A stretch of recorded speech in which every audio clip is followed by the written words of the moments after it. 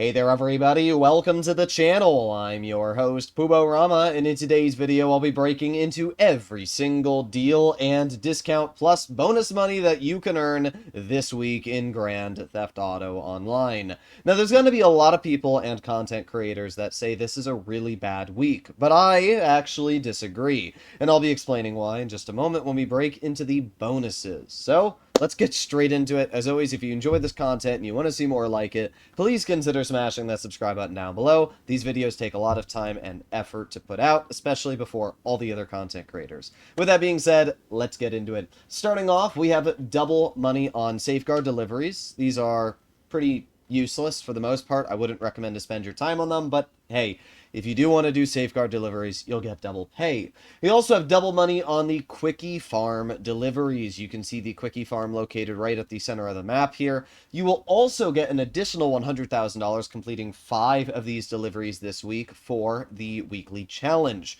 So I would definitely say complete 5 deliveries, get that double money and $100,000. I'll be messing around with that tomorrow, so stay tuned for a video. We'll have to see exactly how much money we make from the deliveries, especially with that $100,000 bonus, but I think it's worth it, especially for how quick and easy they are to complete. Once you get your $100,000 bonus, I wouldn't recommend to do any more deliveries though, as they're pretty mediocre. We also have double money on pizza deliveries, which are okay, I guess. I'll mess around with that a little bit tomorrow as well, but definitely nothing insane. And then we have double money on taxi work. Taxi work is useless, I'll be honest. Even when it was like ×4 money, it was still pretty bad. So only double money on taxi work. Don't waste your time on it. It's not worth it. Don't even bother. And then we have double money on the Cayo Perico Motor Wars. And if you have GTA Plus, it's ×4 money. I guess Rockstar really wants people to be messing around with that. I don't think it's worth your time, but if you want to try it out, mess around with it. And then we have the actual good way of earning money this week. Double money on the car wash passive income. The car wash earns fantastic levels of passive income. Normally, it's close to $30,000 every 48 minutes. So this week, with it being doubled, that means you're earning $60,000 every 48 minutes. That's more than the nightclub, and you don't have to lift a finger, making it actually a fantastic way to earn passive income, especially if you don't own the car wash. Buy the property. In just 10 hours, which is a few hours playing each day, you'll make $600K back. The car wash is not an expensive property to begin with, less than $1 million, so it's definitely worth the purchase if you don't own the property. 100% worth it. Now we do have some discounts this week as well. If we make our way over to Maze Bank foreclosures, we will see that there is going to be a 30% discount on the Garment Factory this week. That's great. If you don't own the Garment Factory, it's one of the best purchases to make in the game. Comes with a 10-car garage, the ability to fast travel to multiple different locations on the map. It also has the ability to store and upgrade the Terabyte into having the Master Control Terminal, which is a same upgrade that the arcade gets. So that's huge alone and makes the Garment Factory worth it. When you add all that with the fact that it also has a great way of earning some quick income and the weekly priority file, in general, the Garment Factory is great. If you don't own one, definitely get your hands on it. We have 30% off special cargo warehouses. Now this is interesting because it's possible Rockstar is going to be giving us a special cargo week at some point. A couple months ago, we did have special cargo ×2 for GTA Plus members, but if you didn't have GTA Plus, you would not be making bonus money with it. So I'm still speculating at some point here, we're going to be getting double money for normal players when it comes to special cargo. And then to finish off, we have 30% off the Acid Lab. Now, I'm not sure if that's the Acid Lab upgrades as well. I would assume it isn't. The problem is that why would you ever buy the Acid Lab? It's literally a free vehicle that you can get just doing the first dose missions. And even if you do buy the Acid Lab, you still have to do 10 Fooligans missions before you can actually get the upgrade unlocked and purchased. So in other words, there's no point to buy it. Just complete the missions, get the vehicle for free, and do the Fooligans missions right after. It's going to be a way easier way to do it.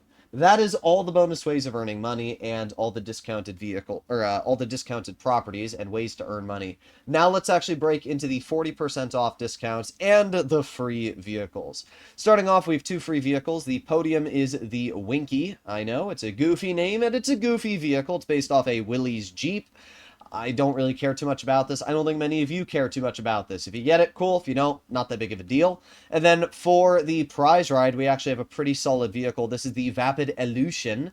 Unfortunately, it does not feature semi-bulletproof glass, but what it does feature is full-on Amani Tech armor. We can see here we have that armor plating that Amani Tech vehicles have. It also has a missile lock-on jammer, so it can survive upwards of 4 sticky bombs, 10 homing missiles. If you don't own an Amani Tech vehicle, it's great, and if you don't own this vehicle, it's great, because all you have to do to get it is place top 2 3 days in a row. That's actually pretty easy. I'll be hopefully making a video on getting this on my Broke to Millions account and showcasing how you guys can get it for absolutely free and super easy as well. So make sure you stay tuned for the illusion. It's worth your time. With that being said, we have the 40% discounts. Starting off, we have a helicopter, this one being the Volatile. I never know, or actually it's the Voladis. I never know how to pronounce this thing's name. But what I can say is that you can call it in whenever you want because it is a CEO vehicle. We can see it right here. It's actually one of the fastest helicopters in the game, and it's not a terrible purchase is what I'll say. I think buying the Buzzard is still smarter because the Buzzard is equipped with homing missiles, and it's not as fast, but it is still very useful. So I don't know if I'd recommend to go out and buy this, but it's not a terrible purchase is what I'll say.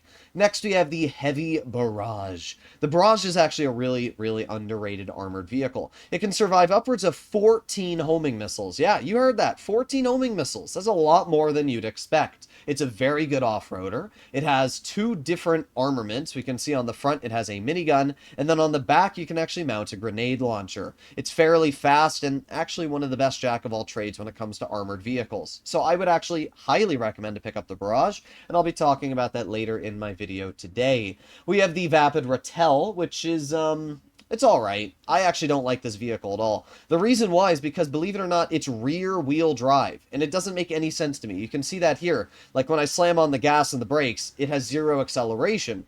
An off-roader is supposed to be all-wheel drive. That's the whole point of it. And because of that, I have a hard time enjoying this vehicle because I'd much rather drive a trophy truck or the Desert Raid, which are both all-wheel drive, versus this is rear-wheel drive. I don't recommend it. I don't think it's actually great.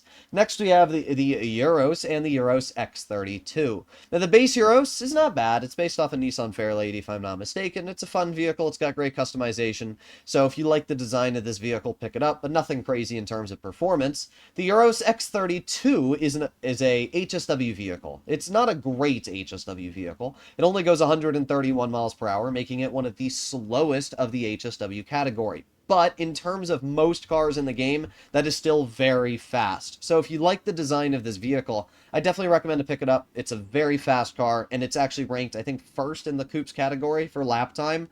So it's still a fun vehicle. It's still very nice to customize. Not bad at all. Next, we have the Vapid FMJ. I really like this car. It's based off the Ford GT. Fantastic looking vehicle. Unfortunately, it doesn't have any liveries, and I hate the way that Rockstar did the spoiler customization on the back. It's a real bummer. But in general, it is a nice car. It looks great. I don't think it's the best purchase for 40% off, but if you want it, pick it up. We have the Volcar HKR. I don't recommend to buy this. I think it's kind of goofy. It's not very fast. It's really not good at anything, so I don't know. I mean, there's some people out there that'll probably like it, but definitely not my cup of tea. We have the Entity XF. This is the original Entity. This vehicle has been in the game for a very long time. It's still pretty fast. It still has decent handling and lap time, and for the price tag, it's actually a pretty decent deal. I think it's like normally $800,000 or $600,000, and if it's 40% off, you're picking this thing up for less than $500,000. I think that's actually a pretty decent deal, especially if you're a newer player and you want to get your hands on a decent supercar.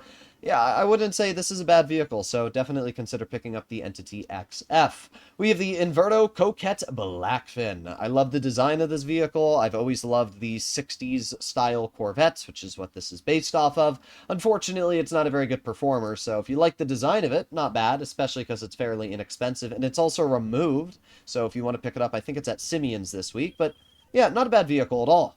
We have the Bravado Beverlier. I never know how to pronounce this thing. I don't love the design. I don't love the front of this car. It looks kind of like a misshapen butt cheek, and same for the back of this car. I don't know, I'm just not the biggest fan of the design of this vehicle, but there's probably some people that like it, so it's a very cheap car. If you like it, it's 40% off. Not bad. I know Harm None will probably fall in love with the Seminole front here, but I'm not the biggest fan of it. It's not a bad car by any means, but it's not anything special either. So if you want a decent off-roader that's not too expensive, then pick up the Frontier. If not, I would just ignore it.